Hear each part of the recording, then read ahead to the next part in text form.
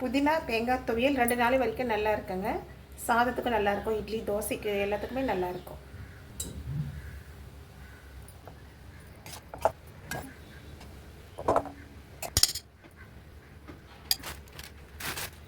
இன்றைக்கி நம்ம புதினா துவையல் பண்ணலாங்க. அதுக்கு தேவையான பொருட்கள்: புதினா ஒரு கட்டு நல்லா அலசி வச்சுருக்கேன். சின்ன நெல்லிக்காய் சைஸு புளியை வெந்நீரில் ஊற வச்சுருக்கேன். 3 தேங்காய் பத்தை. உங்களுக்கு காரத்துக்கு ஏற்ற மாதிரி பச்சை மிளகாய் போட்டுக்கோங்க. நான் 6 பச்சை மிளகாய் போட்டிருக்கேன். ஒரு சின்ன துண்டு இஞ்சி, 1 டீஸ்பூன் சீரகம். இப்போ நம்ம 2 டீஸ்பூன் எண்ணெயை வானலியில் சேர்த்துக்கலாம். இப்போ எண்ணெய் சூடாகிடுச்சுங்க. இப்போ சீரகம் சேர்த்துடலாம். சீரகம் புரிஞ்சிடுச்சு. சீரகம் புரிஞ்ச உடனே இஞ்சி சேர்த்துடலாம்.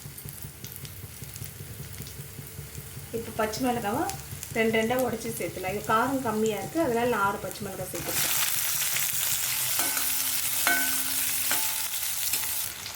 இப்போ பச்சை மிளகாய் வதங்கிடுச்சு. தேங்காய் சேர்த்துக்கலாம். தேங்காய் சேர்த்து ஸ்லோ ஃப்ளேமில் ஒரு 5 நிமிஷம் வதக்கலாம். வதக்கினா தான் கெட்டு போகாமல் இருக்கும் துவையல்.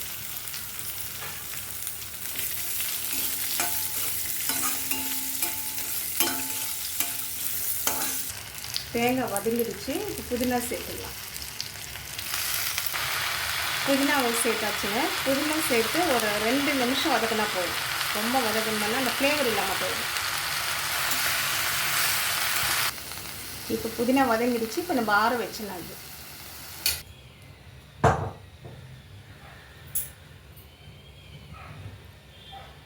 இப்போ ஆறிடுச்சுங்க. இது மிக்சிக்கு சேர்த்துடலாம். இப்போ ஊற வச்சுருக்கிற புளியை சேர்த்துடலாம்.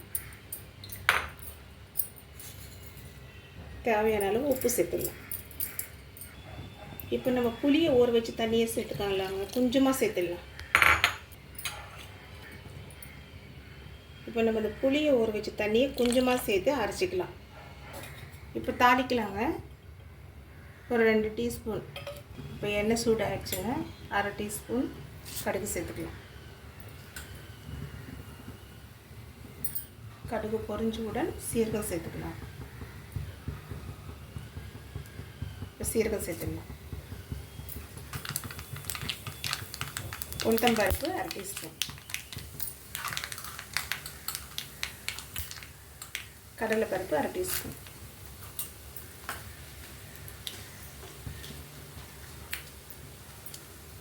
ரெண்டு காஞ்ச மிளகாய் கிள்ளி போட்டுங்க.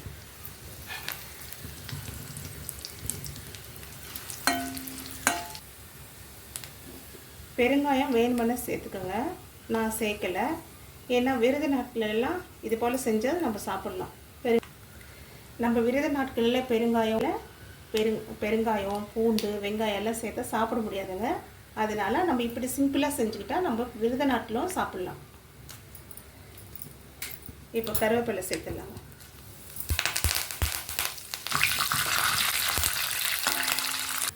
இப்போ தாளிப்பு வறுபட்டுடுச்சுங்க. தாளிப்பு நம்ம துவையல் பண்ணும்போது நல்லா வறுபட்டதான் நல்லா டேஸ்ட்டாக இருக்குங்க.